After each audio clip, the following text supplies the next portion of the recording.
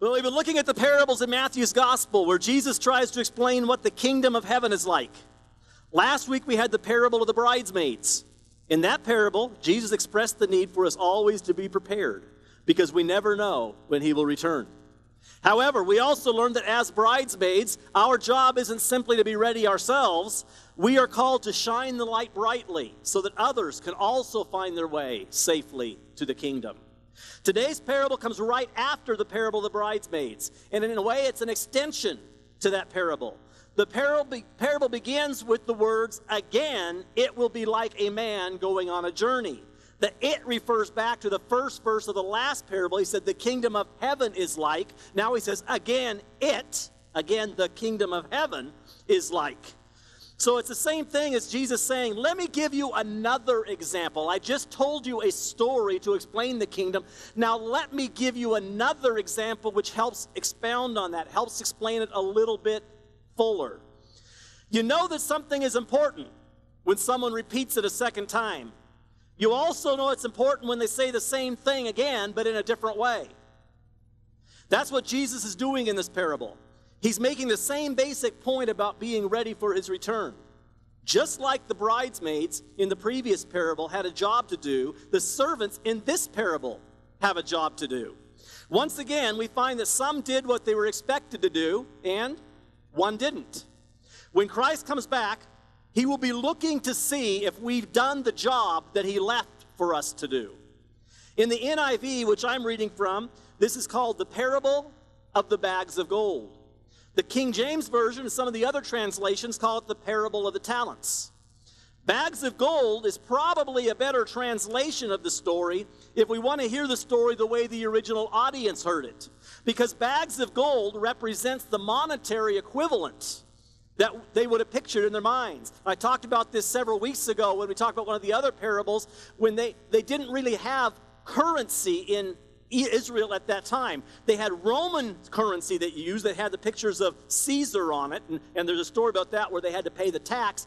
But the Jewish society was more of a bartering society. They traded stuff, or they had gold, they had things that were worth of value. And so when we hear about denarii and talents and these different measurements, what it is actually a weight of something. It could be silver, it could be gold, but it's a weight of something with the equivalent of a certain amount. So you would go in and you would have to weigh the gold, or you would have to weigh the silver, you'd have to weigh something to make sure it added up to what it needed to add up to be worth what you're purchasing.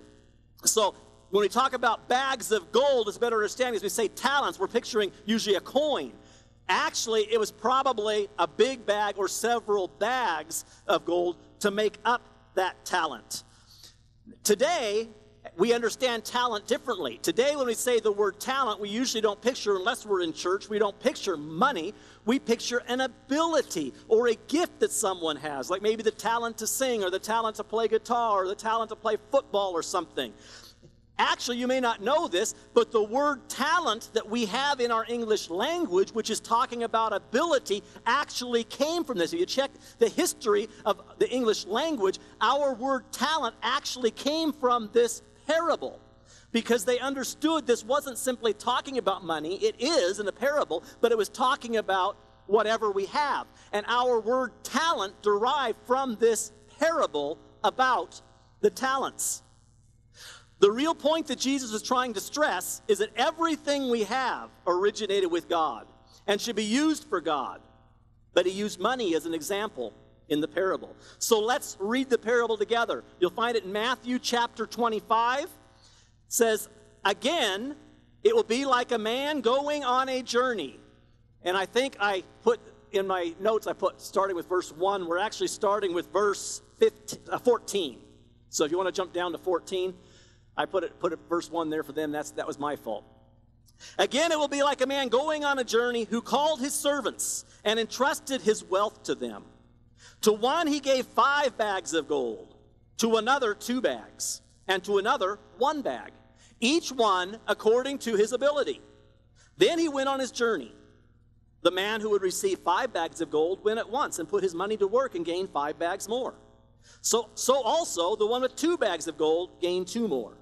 But the man who had received 1 bag went off, dug a hole in the ground, and hid his master's money. After a long time, the master of those servants returned and settled accounts with them. The man who had received 5 bags of gold brought the other 5.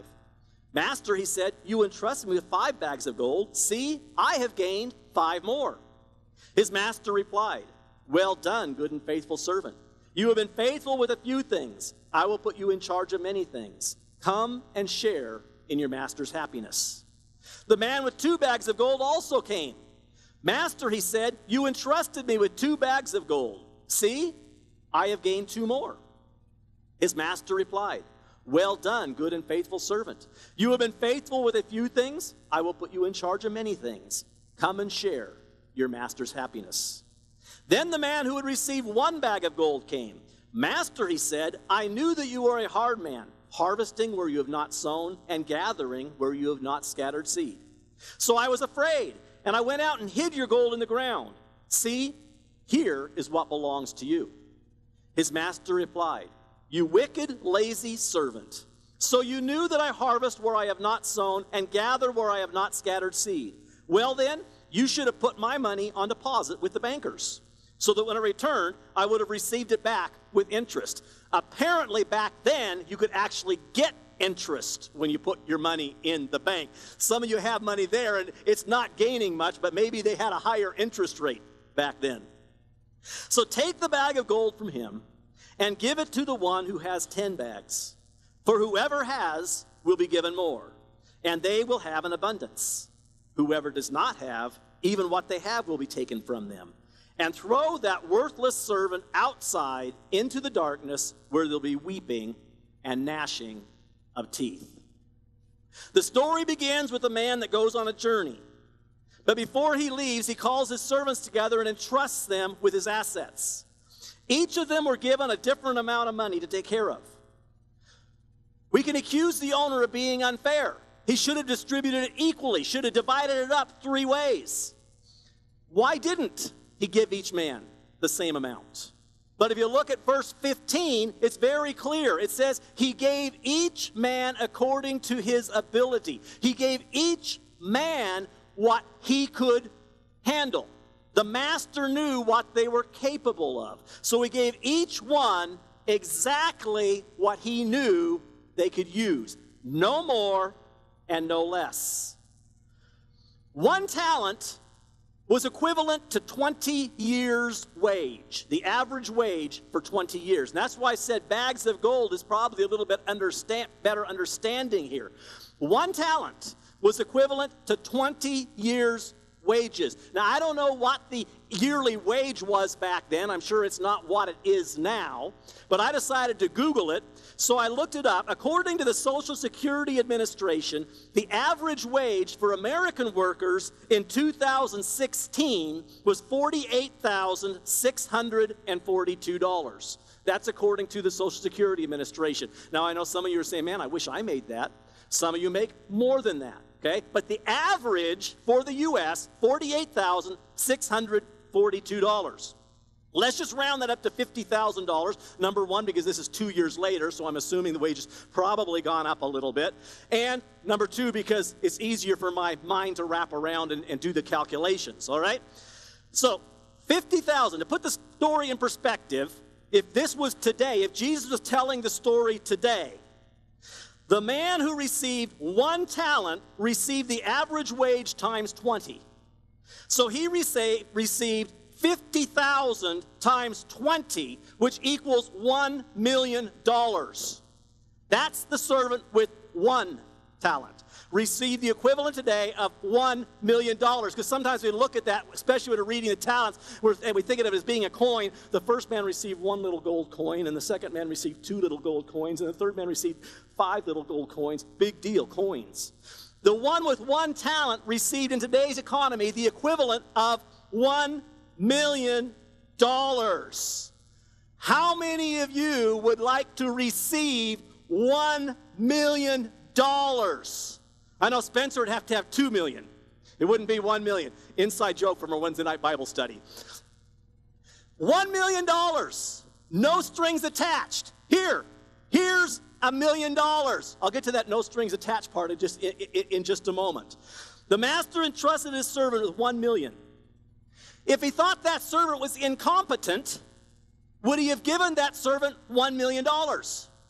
Maybe 1,000, just, okay, I'm going to put it all in envelopes and give everybody a certain amount in envelopes. Please don't share with the other people what you got. Okay, here's an envelopes, and this man won't know that they got more. I'm only going to give him 1,000 because if I lose 1,000, it's no big deal, But you wouldn't give somebody $1 million if you don't trust them, if they're incompetent. This man was capable of investing and growing $1 million. So he got $1 million. He is now in possession of $1 million that he didn't have yesterday. It might not be the $2 million or the $10 million that the other servants received, but it was still a substantial amount of money. The master didn't have to give any of it away. It was all the master's money. He could have kept it all. He could have taken it with him to wherever he was going. He didn't have to give any of it away, but he chose to give this to his servants because he trusted his servants to do something with it. He perceived that they were capable and that they could be trusted. So he gave to each one of his servants according to their ability.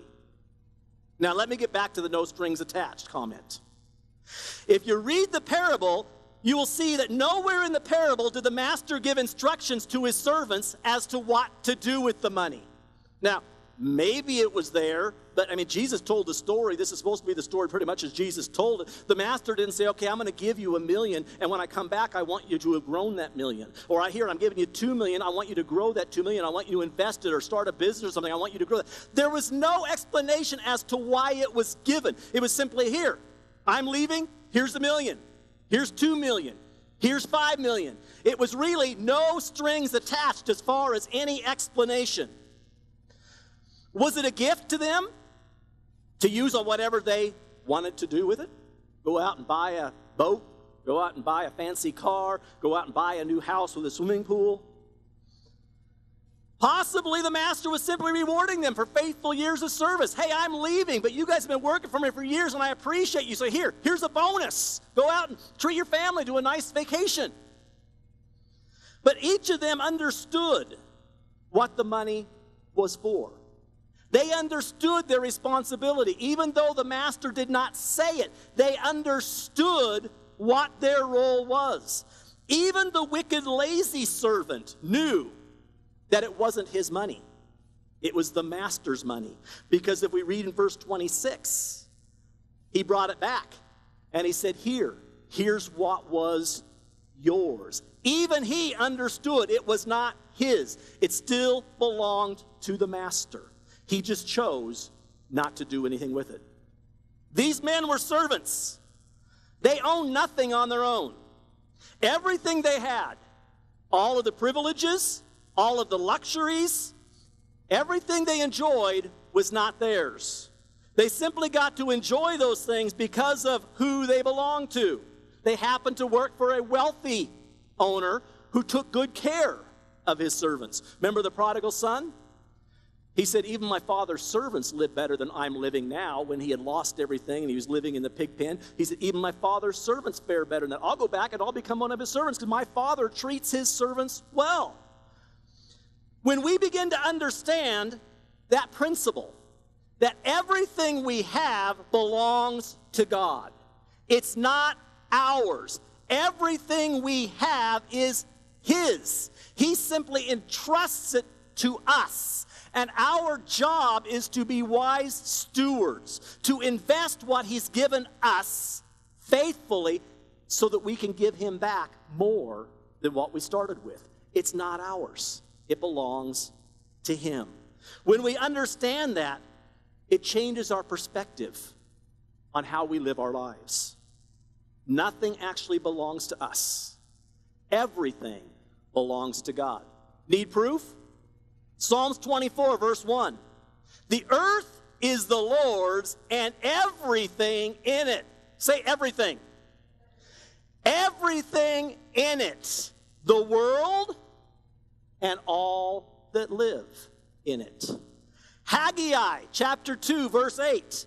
The silver is mine and the gold is mine, declares the Lord God Almighty. Job understood that.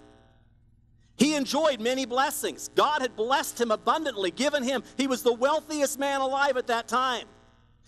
He lost everything. But what did he say when he lost it? Job chapter 1, verse 21. He said, naked I came from my mother's womb, and naked I will depart. The Lord gave, and the Lord has taken away. The name of the Lord be praised. He said, it was never mine to start with. God entrusted me with it. It was God's. If God wants to take it back, who am I to argue? It all belongs to God. When we begin to see that everything we have is His instead of ours, it changes our perspective. And it changes how we live.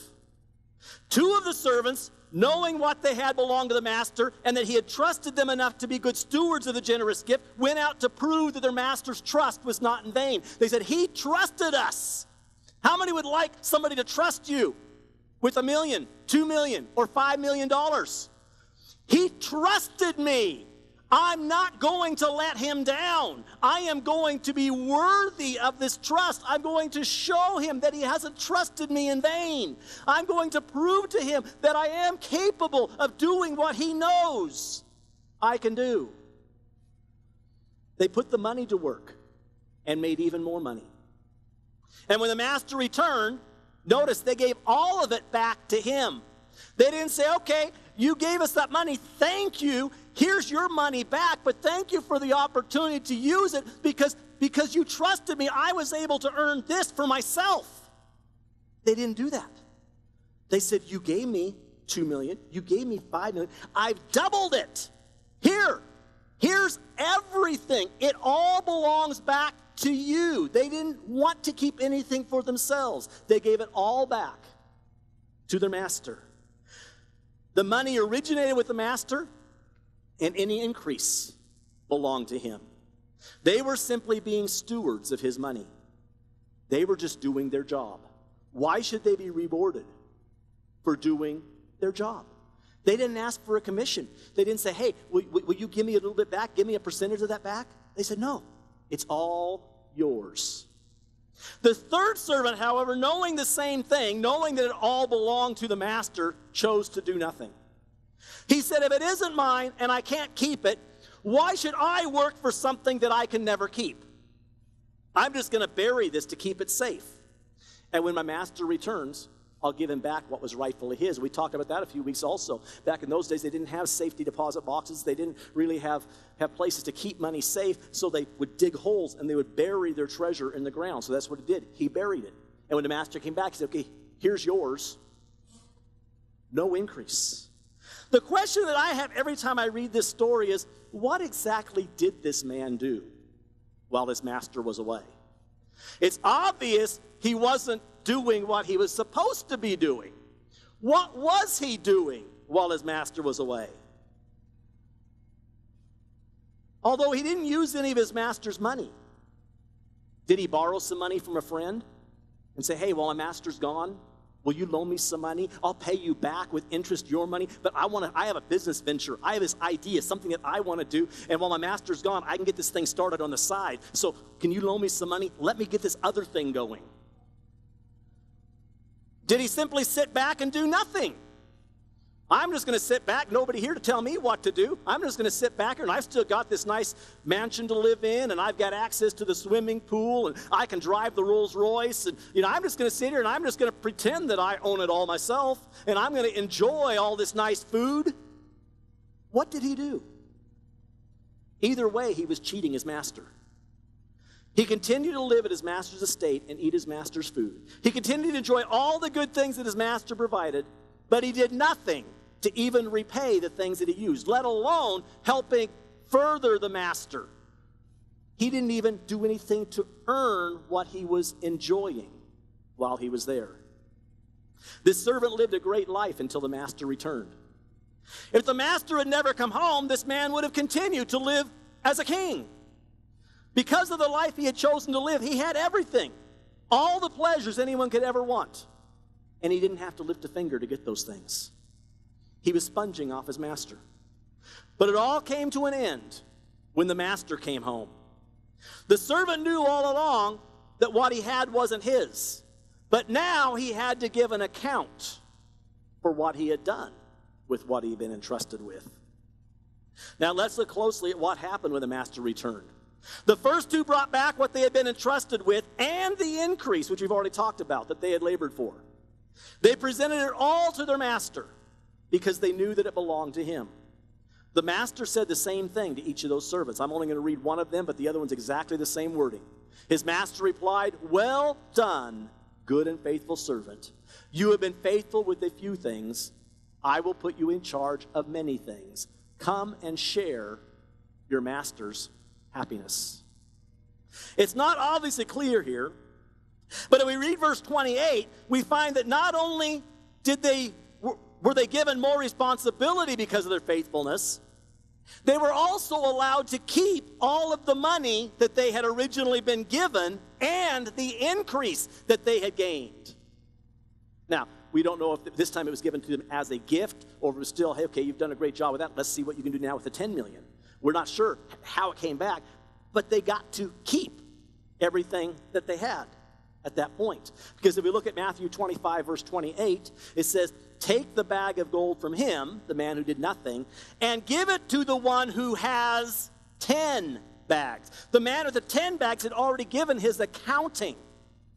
It doesn't say the man who had 10 bags, the man who has 10 bags. So he got to keep that, and now he's given an additional one to go with that 10. So not only were they patted on the back and thanked, and you get to enjoy the happiness of your master, they also got to keep what they had.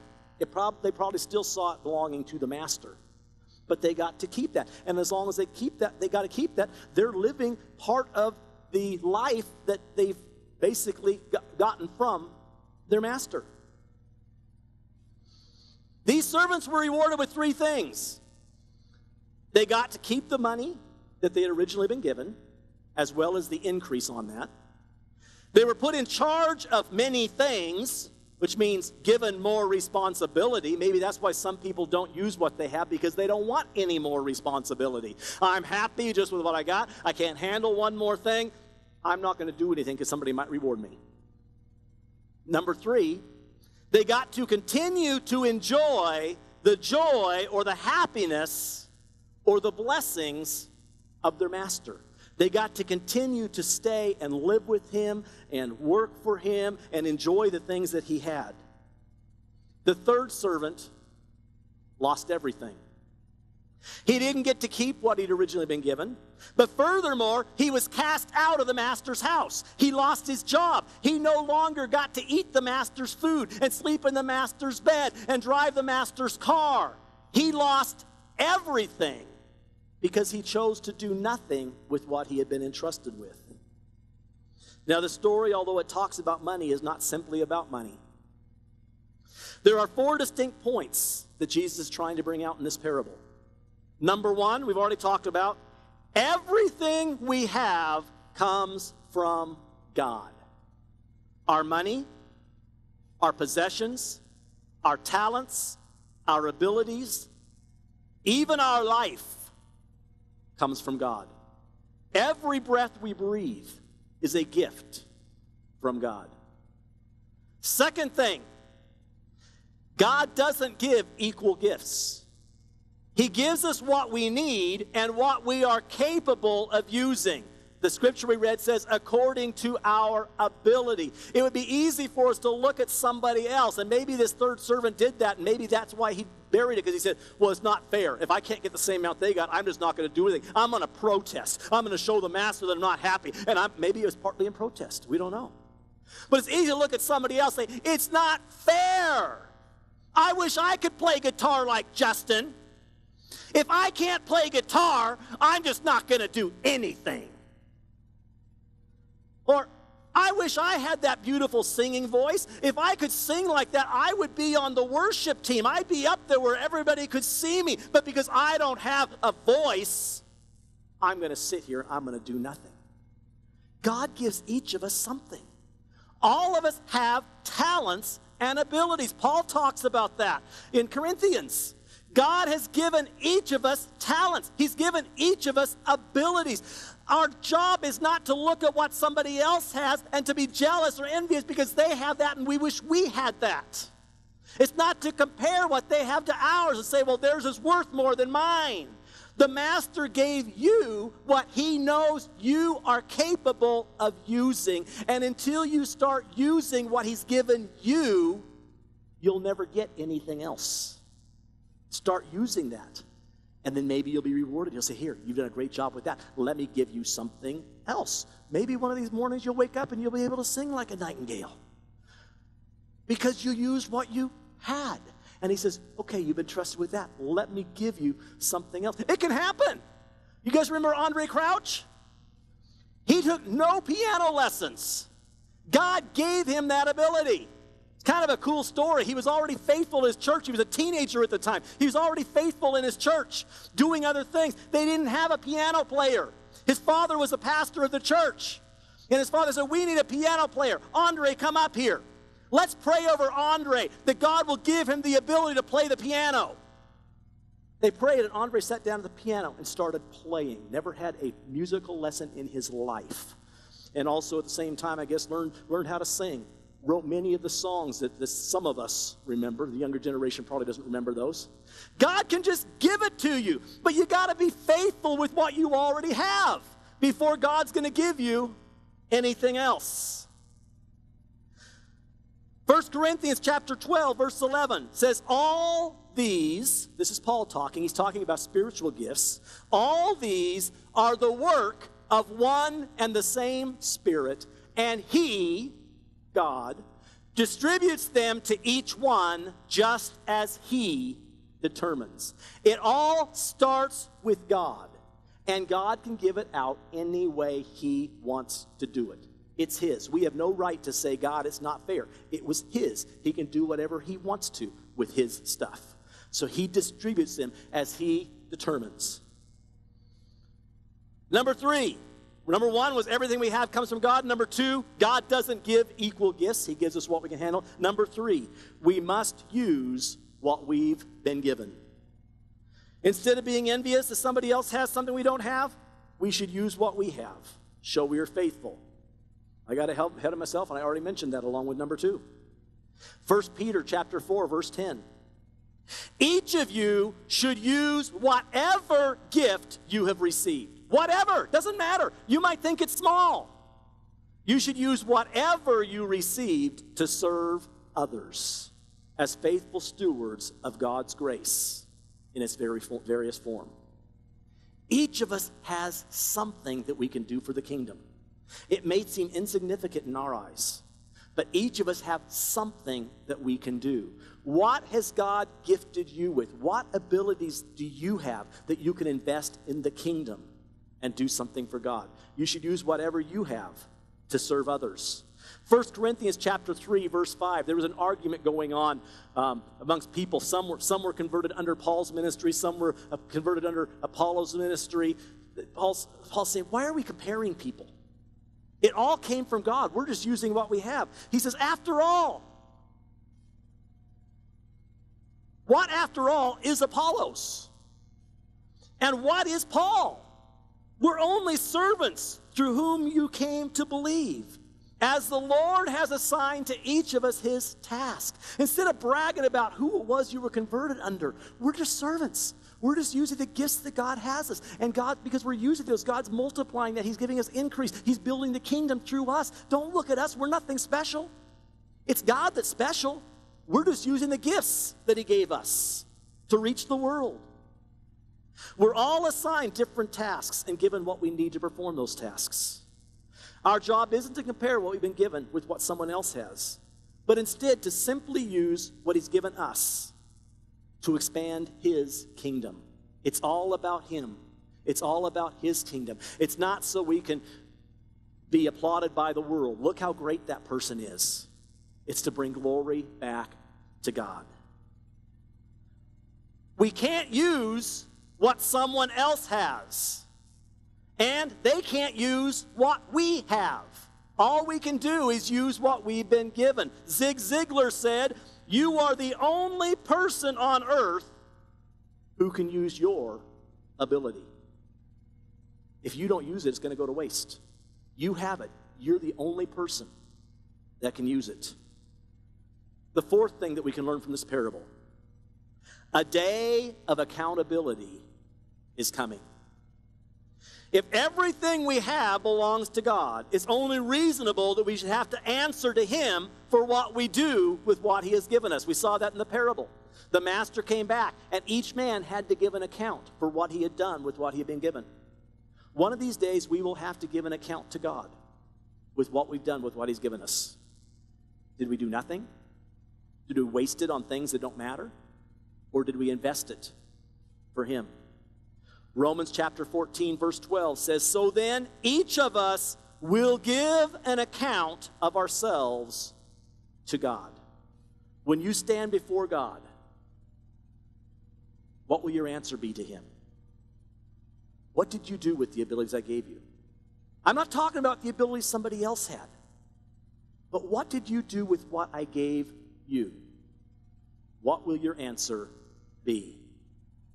How are you using the talents, abilities, and finances that God gave you? Right now, you can choose to use it selfishly, to waste it, or to bury it. You're in the possession of it right now, so you get to choose what to do with it. But Jesus could appear at any time and ask for an account. What have you done? What kind of report will you have for your master?